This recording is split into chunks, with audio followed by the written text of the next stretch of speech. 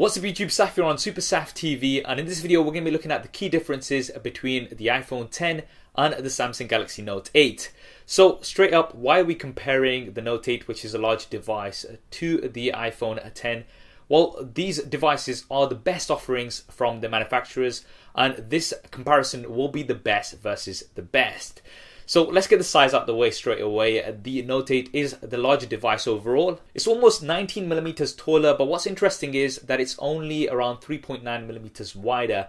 Now that does come down to the curved sides of the Note 8, which we'll be talking about in a little bit, and it's also around 0.9mm thicker. In terms of the weight, 21 more grams on the Note 8.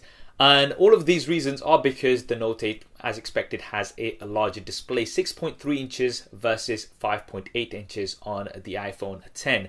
Now, both devices have minimal bezels, which is great to see. And 2017 is definitely the year of minimal bezels. You've got large displays without increasing the size of the bodies too much. And both devices also have OLED technology, which means you're going to be getting vibrant colors as well as deep blacks.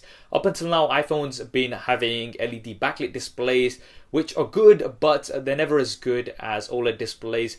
This time we finally have an OLED display, and it's going to be comparable to the Note 8. In terms of resolution, however, the Note 8 does have a higher resolution even with that larger display, so that's 2960 by 1440, and that comes to roughly about 522 ppi. The iPhone 10 has a 2436 by 1125 pixel resolution. Apple always do that with some of these random numbers, which I do not get. And that's roughly about a 558 pixels per inch density. Now, both of these do have a very high pixel density. The Note 8 edging out here slightly. So if you do have the device up close, and if you're going to be using it for things like VR, then the Note 8 is going to be a little bit better because of the higher pixel density. Now, the iPhone 10 does have 3D touch. Now, that is a pressure sensitive display, so you can press hard anywhere on the display and it's going to give you more options and things. On the Note 8, you only have the home button area, which is pressure sensitive and you can press down hard on. The iPhone 10 now has a swipe up feature to go home. So that's a change here because there is no longer space for a home button. Now, moving on to the builds, they've never been so similar. We've got metal frames with glass panels on the front and back. So both of these very, very premium.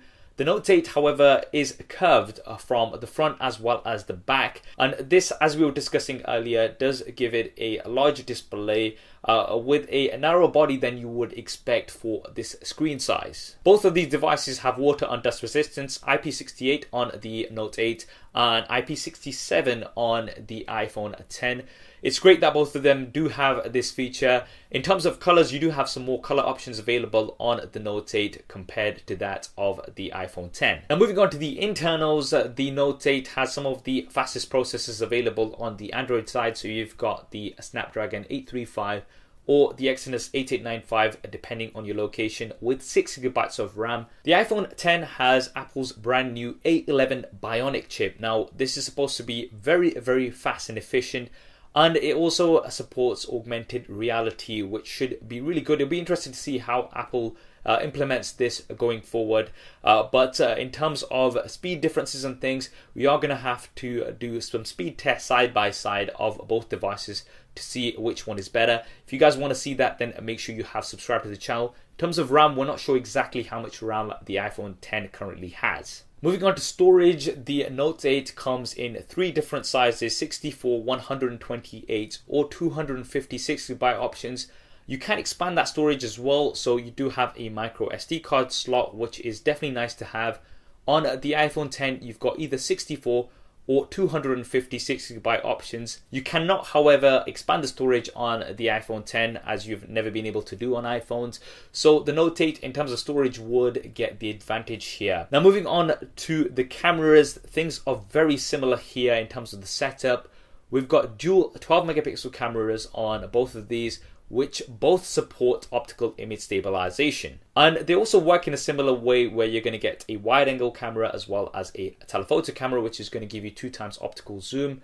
You've got an f1.7 aperture versus f1.8 on the iPhone 10 when it comes to the wide angle camera, but when it comes to the telephoto camera, both of these have an f2.4 aperture. Both devices also have a feature to blur the background on images. It's called live focus on the Note 8, and on the iPhone 10 it's called portrait mode. Now on the Note 8 you can blur the background after the fact. This is something you can't do on the iPhone 10. However, the iPhone 10 does have a portrait lighting feature, which is going to be in beta initially, and it's going to let you adjust the lighting effect of your images. It looks very promising. You will be able to adjust the lighting after the fact too. With the Note 8, it does take images from both the wide angle as well as the telephoto camera. This is definitely useful, so you've captured both of those in case you do want to get the wide angle shot too. Now obviously we'll be doing a SuperSaf style camera comparison as soon as the iPhone 10 is out commercially. And if you want to see that first, then make sure you have subscribed and switch on notifications. Now moving on to video, this is where things get interesting once again. The Note 8 takes some great video. I've done lots of camera tests here on the channel, so definitely do go ahead and check those out. And you've got 4K at 30 frames a second. You've also got slow motion at 720p at 240 frames a second. Now the iPhone 10 actually looks very impressive with 4K at 60 frames a second and 1080p video slow motion at 240 frames a second. Now this looks very, very promising, and I can't wait to test out the iPhone 10 because of the video features that it has.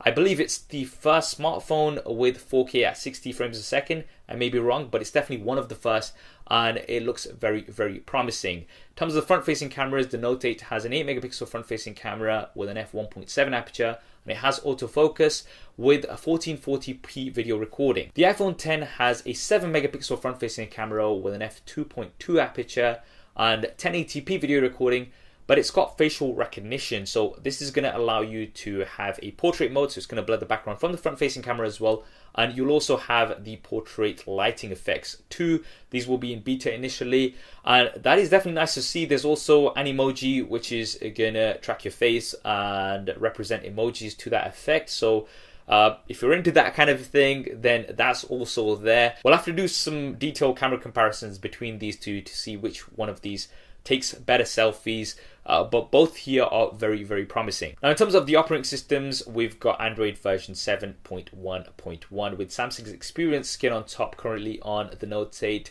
The iPhone 10 is going to come with iOS 11 out of the box. Now obviously it's Android versus iOS. A lot of it comes down to personal preference, so I'm not going to go into a battle here. Android I find is a little bit more flexible, and you do have some additional features with the Samsung Experience skin, such as a multi-window as well as app pair, which is going to allow you to open two apps in multi-window with just one touch. But iOS I find is a little bit more simple and straightforward for a lot of people, and you also get updates quicker from iOS compared to that on Android when it has a skin like the Note 8 has. This once again is going to come down to your personal preference. Now let's move on to the additional features that both devices have. In terms of unlocking the device, the Note 8 has a fingerprint scanner which is at the back. The position is slightly inconvenient, and this is something that a lot of people have discussed. But you do have an iris scanner, and you also have facial unlock, so you can point it at your face and that is going to unlock. But it's not as secure, and it can be fooled by a picture. Some people have also tried this. The iPhone 10, this time around, we have no Touch ID. So this has been removed because of the bezel-less display. A lot of people were thinking that Touch ID is going to go on the back, but this is not the case either. We now have Face ID, which is a form of 3D facial recognition. Now, what's funny is that on the actual demo, it failed, but it does look very, very promising in terms of how it's going to scan your face, and it shouldn't be fooled by a picture. How convenient this is going to be compared to just touching the home button, we'll have to wait and see. But this is supposed to be quite a secure form of facial recognition, so it should work pretty well from what Apple are telling us. Now, the iPhone 10 still has stereo speakers as well, which is great. So one on the earpiece and one at the bottom. So you've got better sound on here compared to the Note 8, which has a single bottom-facing speaker. You don't have a 3.5mm headphone jack on the iPhone 10. However, this is something that you do have on the Note 8. Now, although you will get the dongle on the iPhone 10, which is going to go from Lightning to the 3.5mm, it can be inconvenient for a lot of people, and just something to consider. On the Note 8 as well as the 3.5mm headphone jack, you do get AKG earphones out of the box, which do sound pretty good. For the personal assistants, you've got Siri versus Bixby. Now, this would take a bit more of a detailed video in terms of which one of these perform better. I've been playing around with Bixby, and it does allow you to take some deep actions, which I hope Siri will be getting at a later point. The Note 8 does have the S Pen as well. This is a unique feature and not something that you're going to find on many of the devices. It can be very, very useful. It's got features such as off-screen memo, which is going to let you jot down a quick memo on the display even when it is off, and that's going to stay on there because of the always on display. You've got live translate, so you can hover over things and it's going to translate those in real time, and it's also going to convert currency for you. And generally with the S Pen for signing documents and things like that, this is going to be quite useful. You've got nothing like this on the iPhone side. Now moving on to the batteries, the Note 8 has a 3300 mAh battery. It supports fast charging as well as fast wireless charging. With the iPhone 10, we're not sure of the exact size of the battery as yet. Apple have said you're going to get 2 more hours of standby time on it compared to the iPhone 7. So it's difficult to say what the exact size of the battery is and how it's going to impact because of the high resolution display. We'll find out what the exact size is once somebody pops open an iPhone 10, which is not going to be anytime soon. But the new thing on the iPhone 10 is that it does support wireless charging. This is the first on the iPhone side, so it's great to see that we now have wireless charging. It also supports fast charging.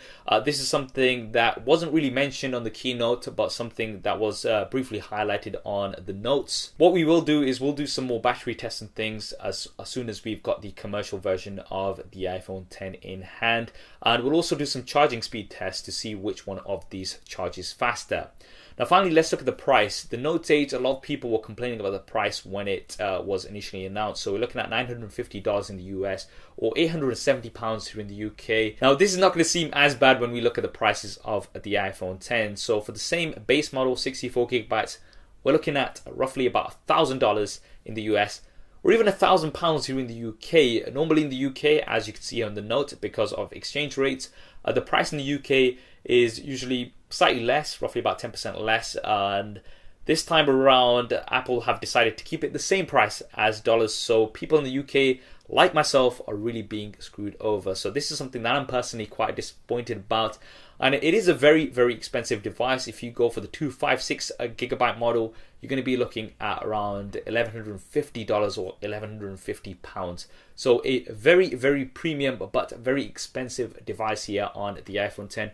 The Note 8 definitely also expensive, but it is a little bit cheaper compared to the iPhone 10. In terms of release, the Note 8 is shipping worldwide from the 15th of September. Some people have already got it. I've currently got mine.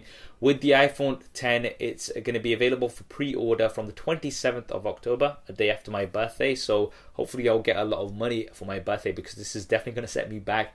And it's going to be releasing on the 3rd of November. So those are the dates that you need to put into your diaries. So there we have it, guys, the Samsung Galaxy Note 8 versus the iPhone 10 comparison. Both very, very premium devices with a premium price tag. What do you guys think of these devices? Which one would you go for? Definitely drop me a comment below and let me know. I hope you enjoyed this video and found it useful. If you did, then please do hit that thumbs up button for me. It really does help me out. If you haven't already, then be sure to subscribe and switch on notifications. There's plenty more content coming up on here. Thanks for watching. This is Saf on SuperSaf TV. I'll see you next time.